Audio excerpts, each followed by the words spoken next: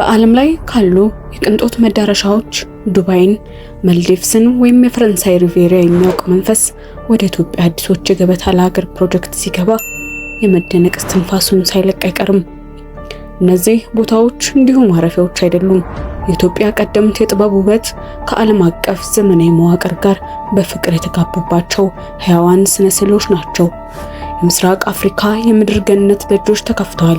ከነዚህ የተመረጡ ስፍራዎች መካከል የአንዱን በር ብትከፍቱ የሚጠብቃችሁ ውበት የሰማይ ሰማያት ደጅ እንኳን ቢከፈት ከሚሰማችሁ ስሜት አይበልጥም። በዚህች ጥንታዊት ምድር እያንዳንዱ ድንጋይና እያንዳንዱ የልጆች አቃፊ ቅርጽ የተረሳውን የኢትዮጵያ ስልጣኔ አዲስ ትንሣኤ እያበሰረ የኢኮኖሚ ጥንካሬን ብቻ ሳይሆን ለቀጣዩ ዘመን የዓለም ተመራጭ መዳረሻ ለመሆን ያላትን የመንፈስ ቁመት በጠቢቡ ጥንቁቅ እጆች እየተሳለ ይገኛል። ከአምስቱ እጅግ ማራኪና ለማመን ከሚያዳግቱ የኢትዮጵያ ጥበባት ጋር ላስተዋውቃችሁ። መጀመሪያ ይዘናቸው የምንጓዘው ወደ ጥንታዊቷ ሚስጥራዊቷና ተፈጥሮ በምድራዊ ህያውነቷ ወደምትደነቅባት የጨበራ ጩርጩራ የዱር አራዊት ጥበቃ ሎጅ ነው። ይህች ስፍራ የሰው ልጅ እግር ባልረገጠው የታሪክ ጥፋት ውስጥ የተሸሸገች የጠፋ ዓለሙ እውነተኛ ትንሣኤ ናት። ሎጁ የሚገኘው በደቡብ ምዕራብ ኢትዮጵያ ሰማይና ምድር በሚስማሙባቸው ግዙፍ ጥንቁቅና በአረንጓዴ ምንጣፍ በተሸፈኑ የጫካ ሸለቆዎች መካከል ሲሆን ጥቂት የዓለማችን ባለግርማ ሞገስ አናብስትና ጀግኖች ዝሆኖች በነፃነት የሚናገሱባት የመጨረሻዋ ገነት ናት። በአማካይ 2000 ካሬ ኪሎ ሜትር ስፋት ባለው ከአድማስ እስከ አድማስ በሚዘልቀው በዚህ ሰፊና ድንቅ የዱር አራዊት ጥበቃ ክልል ውስጥ ሎጁ ልክ እንደ አንድ የተፈጥሮ አካል ተደርጎ ከአፈሩና ከዛፎቹ ጋር ተዋህዶ በኪነ ጥበብ ተቀርጾ ይታያል። እዚህ የአየሩ ሁኔታ ሞቃታማና የህይወት ትንፋሽ የሞላበት ቢሆንም የጥንታዊቱ ጥቅጥቅ ጫካ ጥግ ግን ነፍስን የሚያድስ ቅዝቃዜው ወደ ውስጣችሁ ዘልቆ የሚገባ ድንቅ ነፍስ በነፃነት ይለግሳችኋል። ማለዳን በዝሆኖች ድምፅ መተንፈስ ከነሱ ጋር ፀሐይን መቀበል ማለት ተፈጥሮን ማቀፍ ብቻ አይደለም። ይልቁንም ከምድር ጥንታዊ ህይወት ምትና ሚስጥር ጋር ለአንድና ለመጨረሻ ጊዜ መዋሃድ ማለት ነው። የጥንት ምሽግ የህያው ታሪክ ህልም። በመቀጠል የዘመናት ስልጣኔ ጠረንና ሚስጥር ወደሚተነፍሰው ታሪክ መዝገብ ወደ ሆነው ወደ ሀላላ ኬላ የባህልና የቅርስ ሎጅ እንሻገራለን። ይህ ስፍራ እንዲሁ መሬት አይደለም። የጥንቱ የዳውሮ መንግስት የጀግንነት ማህተም ያረፈበት የድንጋይ ላይ ግጥም ነው። ሎጇ በትክክል ያረፈችው ኢትዮጵያን የታሪክ አከርካሪ በደረቷ በታቀፈች በረቂቅ የእጅ ጥበብ በተሰሩ የድንጋይ ምሽጎችና እንደ ብር ፈሳሽ በሚያንጸባርቁ አስገራሚ ወንዞች እቅፍ ውስጥ ነው። በአምላክ ብሩሽ የተሳለ በሚመስለው በዚህ ውብ የመሬት ገጽታ ላይ ነፍስን የሚምረው የአየር ሁኔታው ልክ እንደ መለኮታዊ ዜማ ዘላቂ ናፍቆትን በውስጣችሁ ይዘራል። በአማካይ 30,000 ካሬ ኪሎ ሜትር በሚሸፍነው በዚህ ታሪካዊና ሰፊ ክልል ውስጥ ሎጇ ጥንታዊው ስልጣኔ ከዓለም አቀፍ የዘመናዊ ቅንጦት መዋቅር ጋር በቅድስና የተጋባባት ሕያው ሙዚየም የትውልድ መገኛ ድልድይ ሆና ትታያለች። ጉዟችንን በኪነ ጥበባዊ ጎዳና ላይ በመቀጠል የሰላምና የፍጹም ጸጥታ መፍለቂያ ወደ ሆነችው ወደ ምትሃታዊቷ ወንጪ የክሬተር ሐይቅ ኢኮቱሪዝም ሎጅ እናቀናለን። ይህች ምድር የምድራችን ንጹህ መስታወት፣ የጥንት ዘመናት ዝምታ በክብር የተሸሸገባት ቅዱስ ስፍራ ናት።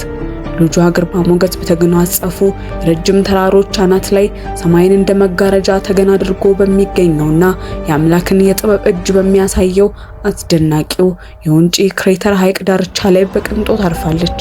እዚህ የአየሩ ሁኔታ ልክ እንደ ንጋት ጠል ቀዝቃዛ፣ ትኩስና ነፍስን የሚያድስ ነው። የሐይቁ መለኮታዊ ጸጥታና የተራሮቹ ዘላቂ ግርማ በግርግር የደከመውን መንፈሳችሁን በውስጣዊ ሰላም ይሞሉታል። በአማካኝ 6000 ካሬ ኪሎ ሜትር ስፋት ባለው በደመናና በአረንጓዴ ተክሎች በተከበበው በዚህ ጥንቁቅ የተፈጥሮ ጥበቃ ምዕዳር ውስጥ ሎጇ የስነ ህንፃ ጥበብ ተምሳሌት ሆና ትቆማለች። ከሐይቁ ሰማያዊ ወለል ላይ በታንኳ ቀስ ብሎ መንሳፈፍ ተራ በተራ የሚገለጡትን የተፈጥሮ ሚስጥራት ማንበብና ያንን ዓለም ከመፈጠሩ በፊት የነበረውን የጥንት ዝምታ በነፍስ መስማት ነው። የውበት ፍለጋ ጉዟችንን ስንቀጥል የታሪክ ማዕበል ወደማይደፍረው ወደ ተረሳው የባህር ዳርቻ ወደ ጎርጎራ የጣና ሐይቅ ሎጅ እናቀናለን።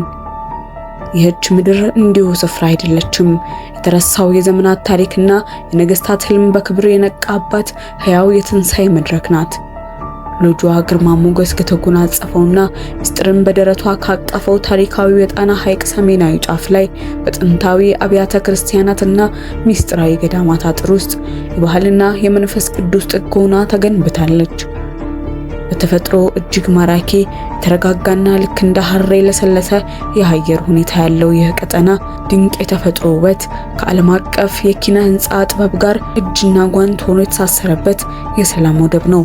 በአማካኝ 40,000 ካሬ ኪሎ ሜትር ስፋት ባለውና በህይወት በሚንቀሳቀሰው ሰፊው የጣና ሐይቅ ታሪካዊ ምህዳር ውስጥ ይህች ሎጅ የአረንጓዴው ተፈጥሮ ዘውድ ናት። እዚህ የሐይቁ ሰማያዊ መረጋጋትና የዘመናት ባህሉ ረቂቅ ውበት ለደከመችው ነፍሳችሁ ዘላለማዊ ሰላምና መለኮታዊ ረፍትን በነፃነት ይለግሳሉ። በመጨረሻም ወደ አዲስ አስደናቂና ምናብን ወደሚገዳደር እውነተኛ ሌላ ዓለም እንምጣ። በአፋር ምድረ በዳ እምብርት ላይ ወደ ተቀረጸችው ወደ ንኢንሌ ሎጅ እንወስዳቸዋለን። ይህች ምድር ሰብአዊ ጥበብና ተፈጥሯዊ ድፍረት የተገናኙባት የአዲሱ የዓለም አቀፍ የቅንጦት መዳረሻ የመጨረሻዋ ድንበር ናት።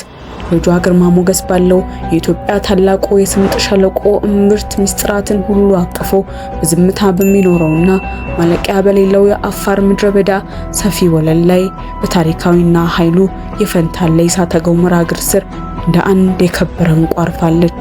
እዚህ የአየሩ ሁኔታ በምድረ በዳው ወርቃማ ሙቀት የተሞላ ነፃነትን የሚያውጅና የሚማርክ ነው። የሰፊው አሸዋማ አድማስ ውበቱና የእሳተ ገሞራው ቀደምት ግርማ በውስጣቸው ያልተቀሰቀሰ የጀብድ መንፈስን በኃይል ይዘራል። በአማካኝ 1500 ካሬ ኪሎ ሜትር ስፋት ባለው ጊዜና ቦታ ቆመው በሚመስሉበት በዚህ ሰፊና ድንቅ የተፈጥሮ ጥበቃ አካባቢ ውስጥ ሎጇ ለአይን ማረፊያ እንግዳ ስዕል ሆናለች። በኩሩና ጥንታዊው የአፋር ሕዝብ ባህል እንዲሁም በተፈጥሮ እምብርት ጀብዱ መካከል ለቅንጦትና ለእረፍት አዲስና እጅግ ሰፊ ትርጉም ያገኛሉ። አዎ የኢትዮጵያ አዲሶቹ የገበታ ለሀገር ታላላቅ ማስተርፒሶች ከዱባይ ዘመናዊ ሪዞርቶች ትከሻ የማይተናነሱ ምድራዊ ስልጣኔን በጥበብ የከለሱ የክፍለ ዘመናችን ድንቆች ናቸው። እነዚህ 5 መዳረሻዎች እንዲሁ የድንጋይና የእንጨት ውህዶች አይደሉም። ኢትዮጵያ በዓለም አቀፍ የቅንጦትና የቱሪዝም መድረክ ላይ ያላትን ታሪካዊና መንፈሳዊ ተፈጥሮ ያለማችባቸው ሕያዋን ስዕሎቿ ናቸው።